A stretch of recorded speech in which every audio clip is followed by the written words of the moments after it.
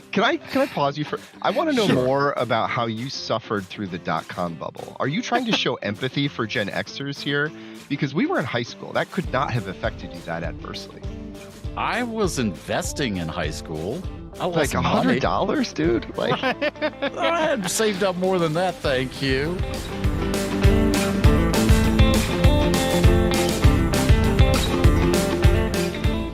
Hey everyone, I'm Mike. And I'm Andrew. And we're the Midlife Guys. So today we are once again joined by our friend Braxton. As you might remember, Braxton was last on the pod earlier this year. And, you know, Andrew and I thought, well, might as well just bring Braxton back to have a conversation. Seemed like it. Might as well. Nothing else we had going on. Nothing else going on. So. Yeah. We have been fortunate to maintain our friendship with Braxton for the past 20 years. In fact, we had a great time celebrating our 20-year college reunion this past weekend. So for those of you who don't remember, when Braxton was last on the podcast, he was talking about presence, and specifically presence as a midlifer. So we thought we'd have Braxton back on the pod to help us talk about today's discussion around artificial intelligence. Braxton has some great insights that we discussed a little bit of this past weekend, but we wanted for him to share some of those insights with you all. If you have not gone back, by the way, to listen to that episode that Braxton was on back in January, February, I think it was January, please do. It was a great episode. Yeah, thanks for being here, Braxton. As we previously discussed, yes, thank you. Older millennials seem to be very wary of AI, but it's also a group that continues to have among the highest usage rates in the world. In LinkedIn's Workforce Confidence Survey taken in the UK, workers now use AI tools 3 times more than they did 18 months ago, with the largest user base being older millennials. In that same survey, 67% of millennials and Gen X believe that AI tools will help improve work efficiency. 58% think that AI will boost career opportunities, and 60% believe that AI will actually help them learn new things. So we're going to have an honest conversation today about artificial intelligence, where things stand, where they might go, and what midlifers think about where we're taking AI. Because even though we discussed this topic back in February, opinions have actually changed, and they've changed quite rapidly in how midlifers see AI. So, we ready to jump into this conversation? I think so. Yeah, I'm excited. And just to maybe level set, feel free to correct me, guys, if you think I'm misrepresenting anyone here, but I feel like this will be an interesting conversation because, Braxton, I think you're probably a little bit more AI, maybe optimistic about it. I'm a bit more on the skeptical side. And Mike, I feel like you're pretty pessimistic when it comes to AI. So it'll be interesting to see kind of how we work through all this. Maybe we should check back in on that assessment by the end of the conversation. I would That's say a fair probably, point. We should. Yeah, I think I'm pragmatic, but Okay. We'll see. Like maybe it's all relative too. Compared to you guys, I'm extraordinarily optimistic. Right. Like really, I'm extraordinarily optimistic about lots of things compared to Mike about lots of things. Right? This kind of that's general that's probably outlook true. and demeanor. I think that's been true for 20 plus years, probably. Exactly. Longer than that. Longer than that, yeah. Just independently. Because yet again, we may have graduated 20 years ago, but then we got to add 4 years on top of that. All right. So I want to start out with some of the latest data that we have around AI. As I mentioned, there seems to have been a significant shift over the past few months about how midlifers view AI. In the most recent NBC News survey, a majority of registered voters, 57% to be specific, said that they believe the risks of AI outweigh its benefits, compared with 34% who said the opposite. Just 26% of voters say they have positive feelings about AI, compared with 46% who hold negative views. So when you dig into the breakdown of age demographics as part of this survey, midlifers are a little bit more optimistic, but it's only by a couple percentage points. So AI is still underwater. The reason being, according to Pew Research, is that Americans tend to believe that AI hurts the opportunity to think creatively, form meaningful relationships, and make difficult decisions or solve problems. There also seems to be a growing concern about data centers and their impact on states and localities and the environment itself. At the same time, midlifers are actually very optimistic about AI's possible impact on things like medical care, as midlifers start entering a phase where we need more medical care, and we've discussed that before. Mhm. They see the promise of AI as being a net positive because they feel like there's hope for better and more efficient treatments for chronic issues in the future. And in fact, we have started to see that play out in certain ongoing drug tests where AI was used to help with the formulation of said drugs. They're also optimistic about how AI can help manage data. Specifically, they feel like AI has proven useful for things like managing schedules or data at work. All of this indicates that midlifers are open to AI in certain areas of their life or in work, but that AI is also causing a lot of anxiety. All right, guys, how do we reconcile that?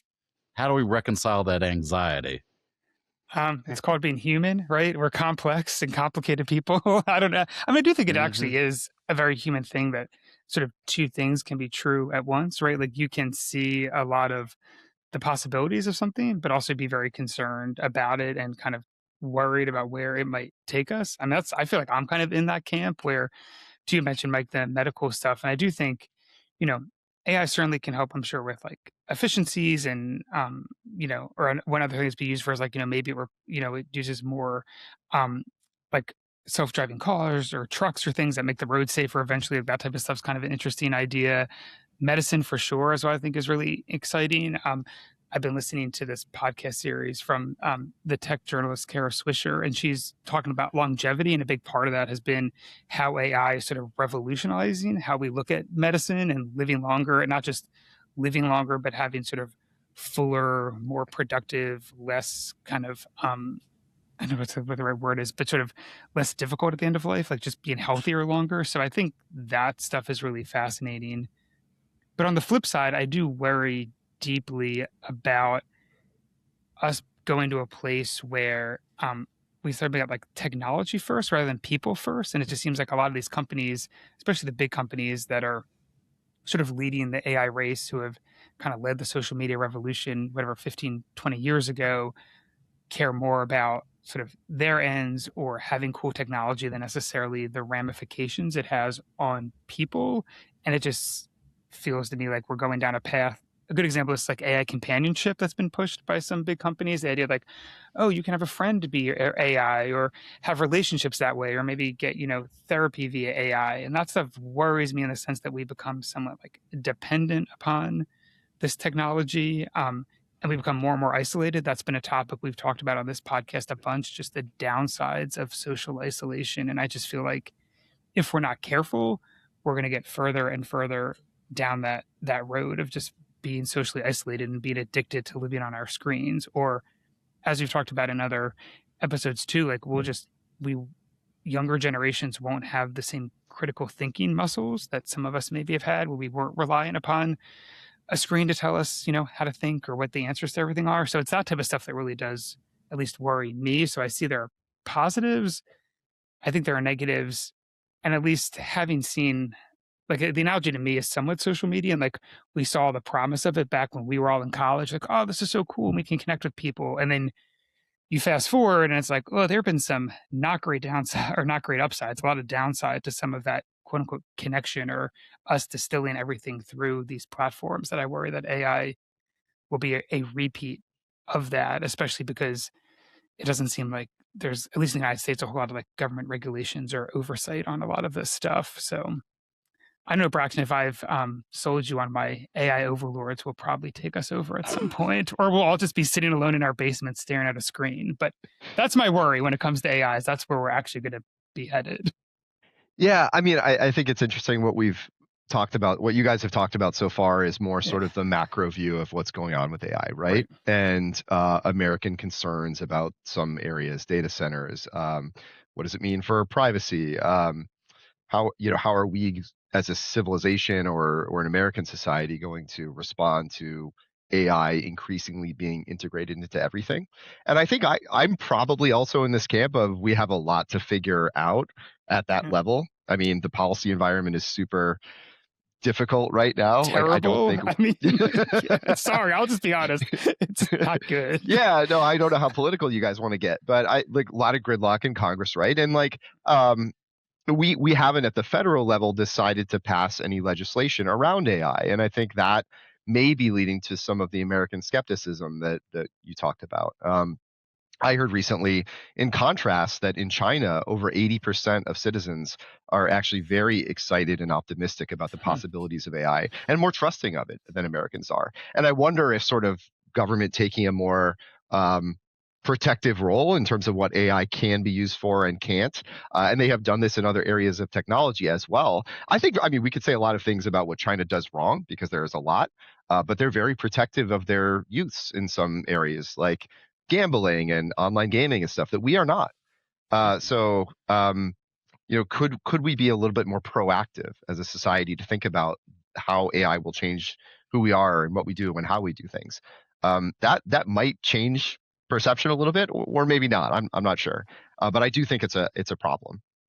Data centers, yeah, I mean, driving up electricity prices and other costs in areas where they're being built, like that's a huge problem. We need to, like, from a policy perspective, address that. And that's why you're seeing some municipalities in some areas push back Yeah. in a huge way. And I think that's appropriate. Like, I mean, my electricity costs are going up. I don't have any data centers anywhere near me, but just like overall demand is increasing, right? And it's a problem. Yeah. Come Um, back to Virginia. We have nothing but for data centers around yeah, here. there And it's you like your go. power bills are wild. It's crazy. Yeah. Yeah. So where's the benefit from that? Where's the upside from that? And Yeah. hopefully, I think we will get into that a bit. I think you challenged me, Andrew, with the question of whether we're going to serve AI overlords in the Right. future. So I don't know. I think not. So the people building these major models, I believe that they are building in controls such that AIs cannot go rogue and start controlling us. I am fairly confident about that. There are for sure ways that things could go wrong or unexpected. Like, I think that's always the case in any situation ever, any technology. But I have more confidence or positivity about that, I suppose. You did touch on something else that I want to touch on, and I think this is a bigger risk. What might happen is that people become more and more dependent on AI to make decisions for them, and Yeah. then they lose the capacity to do as much thinking for themselves. I think it's not only possible, but likely, and it's probably already happening. I We think as it is already individuals, happening. yeah, like Yeah. we need to Yeah. I put think it guardrails on what we is. do. Yeah. I go to AI, like, so I didn't do this at first, but I'm probably using AI for 90% of the things that I previously would have used Google searches for. And it's a Hmm. little bit more Hmm. prescriptive, right?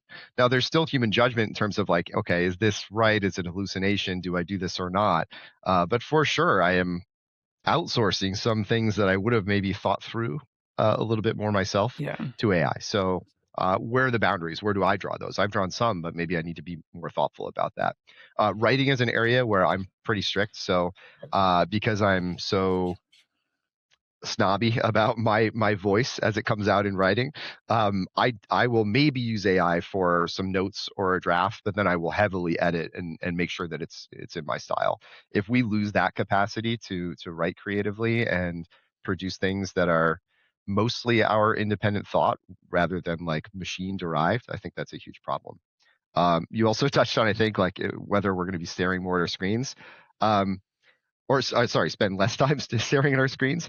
Will it solve that? I think we're likely to spend more time Oh, staring I at think our it'll be more screens, time. I right? didn't mean to say less. I think it'll be more. Yeah. That's my other issue is we'll all be like hunched over in like a dark corner somewhere. Just like, Yeah. The one hope I have yeah. there is I do think voice interaction with AI is better and better and becoming more popular, Sure. and it's Yeah. actually more efficient, right?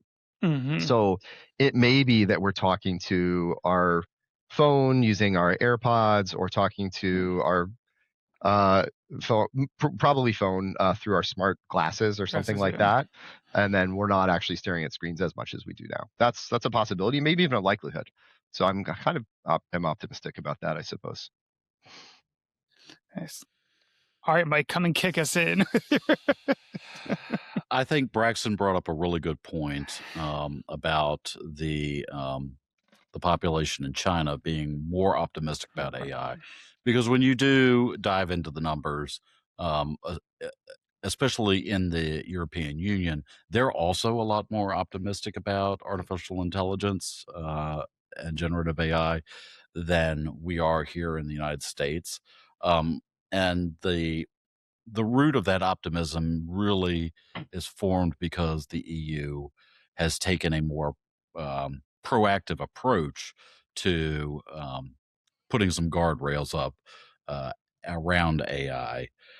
I'm going to be honest with you, though, as an American, I don't think you can reconcile the cautious optimism with the anxiety that comes for a number of different reasons. Um, we have seen, as midlifers, we have seen just shitty situation after shitty situation, from the dot-com bubble to 9/11 to the Great Recession to COVID. These incredible moments in history where we just keep, we took one step forward and we have to take two steps fucking back. And I feel like AI is kind of doing that to a lot of folks right now. Yet again, I feel like AI holds some promises, but I also worry that um, the people here in this country don't really give a fuck about the impact that it has on everyday Americans' life, whether it be, um, you know, turning individuals into just fucking potatoes because they lost any ability to think critically because they've just spoken their thoughts into a chat GBT. And so we're all just going to become stupid as fuck. Can I pause you for? I want to know Sure. more about how you suffered through the dot-com bubble. Are you trying to show empathy for Gen Xers here? Because we were in high school. That could not have affected you that adversely. I was investing in high school. I Like lost money. $100, dude. Like, I had saved up more than that, thank you. No, it wasn't that big of a deal, but I mean, I lost money. so Rude. pets.com didn't go your way, and you're No, still complaining about that no. 25 years later. I also think that, the fact of the matter is there's going to be winners and losers here. There just are. I mean, the technology is moving very quickly, and the entire American investment ecosystem seems to have jumped so far up AI's ass right now that what happens when one of these companies starts falling down? Because they will. AI has become so hot that everyone is just riding this wave from an investment perspective. Businesses everywhere, traditional businesses, are figuring out, how is this going to affect what I do? Do my employees need to integrate it in this way or that way, et cetera? But the wave is so strong, and we all know at this point you can't time the market. So people are unwilling to pull out because what if it keeps going and I then miss those gains in my investments? What if I don't invest in my AI in my business the way that I need to, and my competitors do, and they outpace us with whatever they're doing? So the risk is too high, or the fear of that risk is too high to not keep doing what we're doing. So it's scary, right? It's scary either way. It is. It is. But you know what? The United States of America would be a much better place if more people knew when to pull out in more ways than one. Oh, you were waiting for that one. I would say, I mean, I do think, I forget who I was listening to, a finance podcast. It's saying the American economy basically is just a big bet on AI right now, which I think is probably fair because it is such a big percentage of the economy. And I think going back to your all's other point too, and I don't know what the solution is other than I guess we all need to do a better job pushing our elected representatives. But I think the crux of this also comes back to, compared to the EU or China or some other places, like I don't feel comfortable or confident in our government's ability to effectively manage or regulate or provide oversight for this. I mean, again, they didn't do it effectively with social media. They haven't really done it for technology for quite a long time. They And there's still a lot haven't done it with social well, media. they haven't, right? A lot of money's been made, but like there hasn't been that layer of oversight that they're responsible for that I think would make us all feel more comfortable. Oh, sure. What's the average age of a senator? It's like 68 years old. Well, right? yeah, that's I mean, another how much problem. That's a AI are whole they another using? conversation about like, Yeah. yeah. I mean, more people like us, more midlifers, basically in representative office, would have a better sense of how AI That's is very actually true. affecting real workplaces, parenting, healthcare, etc. Yeah. Yeah, we're stuck with assholes like Chuck Grassley, who's about 103 years old, making decisions about this. All right, let's go to the next topic. Let's take a deeper dive into how That's a people are segue actually there. using AI. Yeah, I'm fired up about this topic. How are people using AI both in the home and in the workplace? All right, for that, we have some brand new data. In fact, today is June. What is it? 4th? 5th. Is it 4th or The 5th? 4th. 4th. Yeah. And this data was published on June 1st by Filter Technologies in the Harvard Business Journal. So it's brand new data. I'm very excited. All right. The top 10 generative AI uses in 2026 are number 1, therapy and companionship. Andrew, you brought this up. Second is troubleshooting. Third is fun and nonsense. Then fan fiction and storytelling, technical use of software, autonomous agentic operations, relationship advice. That's terrifying. Work buddy, astrology and tarot readings. Okay. And general advice. This is a dramatic departure from what Filter Technologies 2025 study found, which were number 1 was therapy and companionship. That's the same. Organizing my life, that dropped down to number 14 in the 2026 list. Finding purpose, that dropped down to number 85 in this year's list. Enhanced learning, that dropped to 22. Generative codes fell to 78. Generating ideas fell to 47. Fun and nonsense, that jumped up to number 3. Improving code, that dropped down to 69. Creativity, which dropped down to 65. And healthier living, which dropped to 16. So there seems to be an emerging trend here in which there's more and more people going to AI for goofy and fun shit and less around actual productivity. Is it just because AI has yet to prove itself useful in the workplace, or do more people just want the fan fiction type of stuff? I don't know. But it's clear that AI is being used to solve simple problems like troubleshooting an issue for software, rather than the creativity and the organizing my life stuff that was very popular last year. So what do you guys think of this data? I mean, the dark side of me worries this is what people want, and that's super sad that they just want this stupid stuff and like not to use it to try to improve or get better or yeah. So that does kind of worries me a little bit if that's really where the direction we all seem to be going in this. I mean, I mentioned this a few minutes ago, the whole companionship relationship stuff really, really scares me because I think that's just going to further actually isolate people or not make people appreciate and understand the value of actual real life relationships.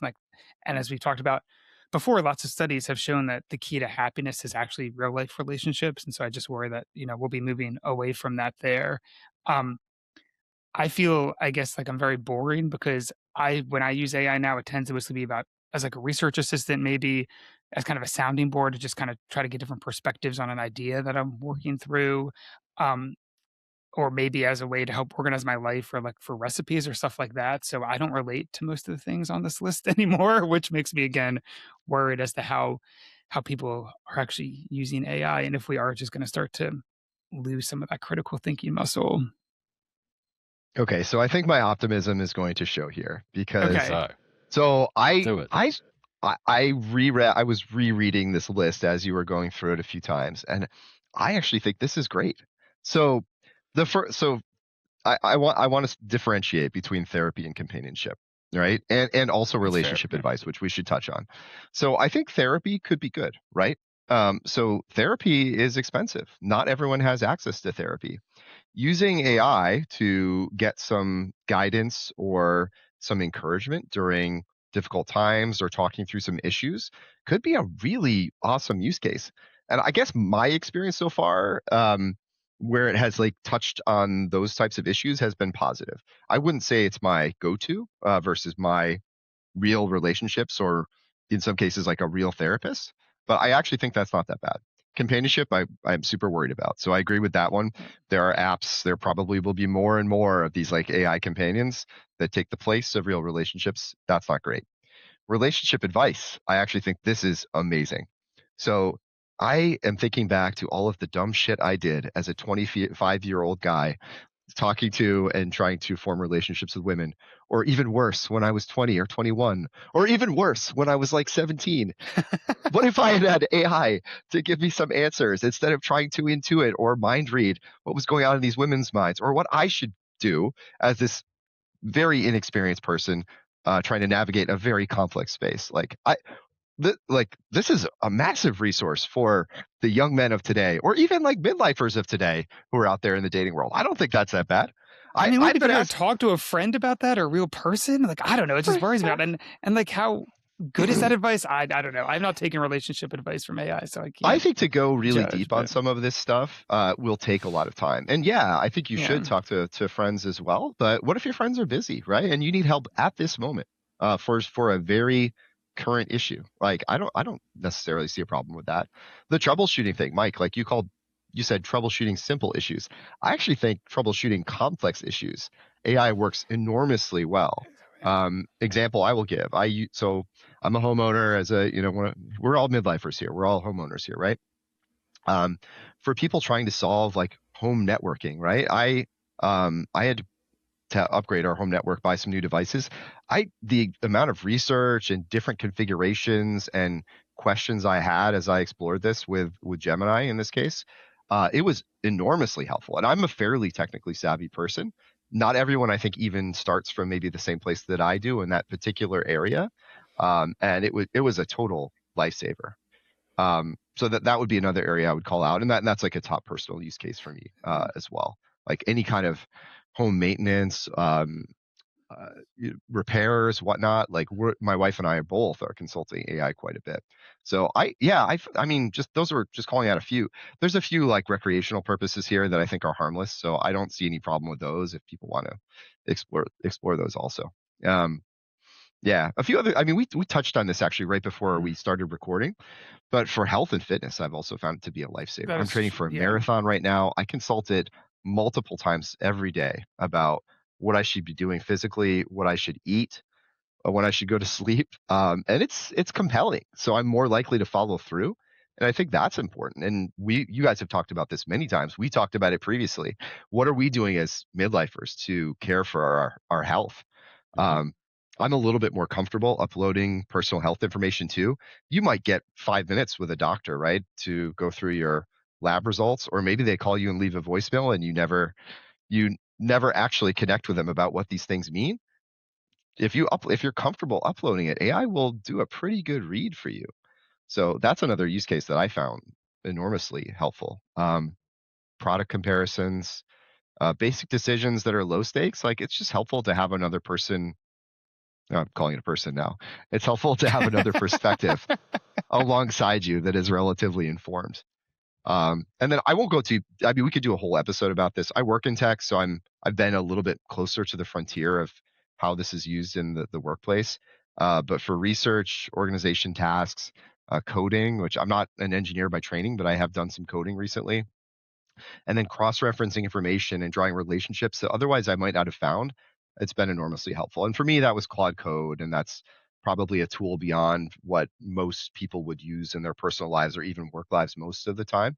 But I found that immensely helpful. Um, yeah, I'll pause there for a second. I know I said a lot. No, that's great. Um, Yet again, I do think some of these applications, as outlined, even in this year's list, are very useful. The troubleshooting being one of them. The therapy, companionship, and even like the guidance type of advice has me very worried because my real world situation is that I have a friend who does not live in the United States and recently started a business. She's really been using ChatGPT over the past year to help sort out her thoughts as it relates to the business and helping to grow the business. Um, she'll tell me about some of the things that ChatGPT is just regurgitating, and it gives me pause because it is setting an incredibly high expectations for something for her business that it's just never going to happen because it's such a niche product that she's delivering. I mean, you're talking about very niche, something that may interest 200,000 to 300,000 people in the entire world. It's saying that she's going to have 10 million customers in 5 years. And I'm like, honey, it's just not going to fucking happen. Never going to happen. But she has hyped herself into this belief that she can become this huge millionaire, just because that's what ChatGPT is telling her. And that's just bad advice. And I worry about the psychological impact it's going to have on her, as she realizes that what ChatGPT told her was too optimistic. It was just bullshit, really. So that type of thing scares the hell out of me. The major consumer products now, and this is a pet peeve of mine, right? The overly optimistic responses that will take you down a rabbit hole and influence your behavior in ways that are just not realistic. But the major products now do have the capability to input instructions for how you want it to behave towards you. So you can tell it to be more realistic. You can say, lay out the bull case and the bear case. Give me percentage probabilities of different outcomes when we're talking through potential decisions or how I might spend my time, etc. I found that enormously helpful because I don't want the sycophantic AI telling me like the best case scenario of every possible thing happening in my life. I don't need that kind of cheerleading. I want like more realism so that I can invest my resources, my time, my money, etc. in the best ways possible, not in hopeful cases. So that's probably like the best tack to avoid that type of relationship with AI, in my opinion. Yeah, but worries me. Like I advice. agree with you. It is good advice. It's like, but how many people are going to do that? And the default is on the more sycophantic side of things. It goes back to your point about Braxton, low stakes versus high stakes. Like I agree with you. It's great for low stakes, but my problem is I think increasingly people are going to be pushed into doing AI for more high stakes stuff. And like that definitely worries me. Yeah. I'd be curious if Gemini is like scanning my Google stuff, because my Gemini is very like pessimistic. It's like reading it's my picking stuff. Up your vibes. It's picking up my vibe, and it's like this guy hates everything. I'll sit there and be like, I need you to do this. I'll be like, is this possible? And like, no, you're right. It's not possible. I'm like, I knew it. I knew it wasn't fucking possible. I mean, Gemini does do that. It can. If you enable that setting, it can access your Gmail, your calendar, and your Google Workspace. Anything in your Google Workspace, which I found enormously helpful, and I'm into. Does your Gemini curse at you, Mike, like you do? I mean, that would it's really rated you. It doesn't. Okay, not yet. I did something last week though, and I was like, wow, this is exactly how I'd phrase it too. I'd be like, no, that's fucking stupid. All right. So for the final topic, I want to take this time to share how we are using AI. So Andrew and Braxton, what AI tools are you using in your work and daily lives? How are they helping you with efficiencies or enhancing the quality of your life? Yeah, I mean, I think we've touched on this a little bit in Braxton. You said you're kind of in the tech world. You probably use more tools than I do. I think probably the average person. I mean, and I also realized too, we talk about AI more broadly. I think a lot of this conversation is probably around LLMs more so than I realized. Like my weather app is AI, right? Or even the calendar when I get an alert, even though I didn't set one, like, hey, you have a meeting or leave now to drive to get to where you need to be in time. Like all that's AI, right? But when I'm using this, like talking about AI here, more about those LLMs, I primarily use Chat GPT. Although to be honest, I've been sort of less and less thrilled with like the outputs that I'm getting there, and still sort of the sycophanticness of it, even though I tell it to like be more direct. So I've moved more to Gemini, and it's been okay so far. But to our earlier point, we talked about this. A lot of what I tend to use it for is either keeping myself organized, some brainstorming, maybe it's like a research assistant. That's really helpful. I'm like, the other day I was having to go scan like 30 media markets to help me just put a list together of some websites that I wanted to be familiar with in each market. It would have taken me probably an hour or two to do. It did about 10 or 15 minutes, and it got me 90% of the way of like where I need to be. So it's like that type of stuff is helpful, helping to refine ideas, but that's about.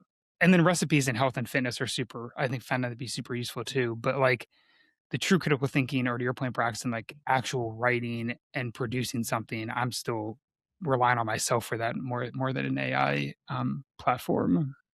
Yeah, and language is so important to the work that you guys do. I would imagine Yeah, you don't want that's to true. outsource that, Correct. especially at Yeah. this point. Yeah, I mean, I touched on a lot of things already. I think for personal use, Gemini and sort of the family of Google products that are now feeding Gemini are my go-to, because a lot of my personal information is already there, and better context in is better context out. And I've really found that to be true. And because I'm not as like Google already has all this stuff anyway, right? Right. So That's I true. I Yeah. personally am not that worried about Gemini crawling all of that data and then feeding it back to me in constructive ways for whatever the purpose of the moment is. I, in fact, so I already had a little bit of a higher tier plan with Google for more storage and Google Workspace and email and whatnot because I've been using it for 20 plus years. And consequently, the AI capabilities are a little bit enhanced too. So if you're in that same boat, you probably are getting more than the average free user anyway. And it could be really good. Google has that sort of instruction section where if you put in like how you want it to behave and what it should remember about you specifically, in addition to the context that it pulls in from your chats over time. I think you'll find the more you use it, the better it gets, and it doesn't have to be that sort of sycophantic cheerleader that is going to tell you Yeah. inadvertently to do the wrong things. I think really Google is kind of best positioned for some of those reasons to pursue personal superintelligence, and I'm really excited about that. And I feel better about Google than I do about OpenAI or maybe some of the other companies pursuing frontier AI models. In my work, like, yeah, I've used a lot Claude Code, Figma Make. So you can basically describe an idea, a picture, an app, or whatever, and it will create a full experience really quickly within just a few minutes. There's a lot of prototyping tools out there like that. I think for people, there have been more businesses started in the last year, I think, than ever in the United States, at least a local maximum. So that's been really exciting. I think people are finding that they can do more on their own to really pursue some of these ideas or dreams that have been maybe brewing for a while. And I think that's exciting. Maybe that's another thing to be optimistic about. And the universe of tools out there to help you do that are just growing and growing. Like I've also used it for tax planning. Like that's a midlifer thing, right? We have maybe slightly more complicated taxes or decisions to make around those things. Just if you're comfortable uploading things, if you're storing them in Google Workspace, I think you should be comfortable like having Gemini like work with them as well. Health records, health, your daily fitness routine or diet, all that stuff. It's been massively unlocking gains for me personally. Or like form letters or emails too.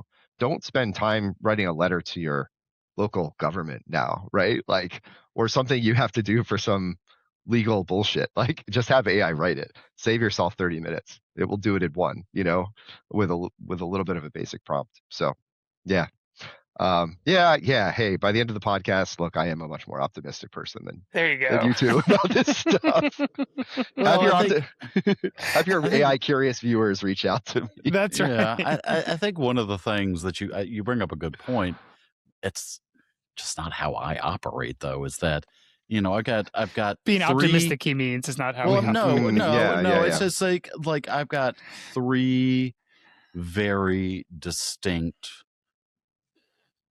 buckets in which my like software buckets essentially, or like I've got my Microsoft, and I do a ton in Microsoft, even though Copilot fucking sucks. It's a joke. I do have my Google account, but usually just my bills go to my Gmail account. And then well, it's not really software as much as like my whole full Apple suite of products that I use. But so I feel like I understand your point, Brax. Like if you go in on Google, it sounds like you're like going really big in Google's direction. And so if you Personally, consolidate yeah. all of your information, then I could definitely see the benefit there. I don't know. I don't operate in that manner because everything work related is in Microsoft. And so, I don't let my work stuff touch Google. Okay. Yeah, it's all personal. So Right. home, family, personal health, taxes. Yeah. I guess one way that I use it, I've mentioned this probably a million times, is that I am currently taking 2 different languages. And so I do use Gemini to help me build flashcards because it's a fuck ton of vocab, Yeah. so much vocabulary. And it's just, that comes with the territory of using a new language. I think Gemini has been very, very helpful with helping me sift through all of that. So That's great. Yeah. All right. So we've blown through now 40 minutes. It's a supersized episode. This is a supersized episode. I love it. If you've not done so already, please like and subscribe. It doesn't cost you a thing, but it helps us out a lot. Remember, you can find us on YouTube, Spotify, Apple Podcasts, iHeartMedia, and all your favorite podcasting platforms. And until next week, good luck, guys. See ya.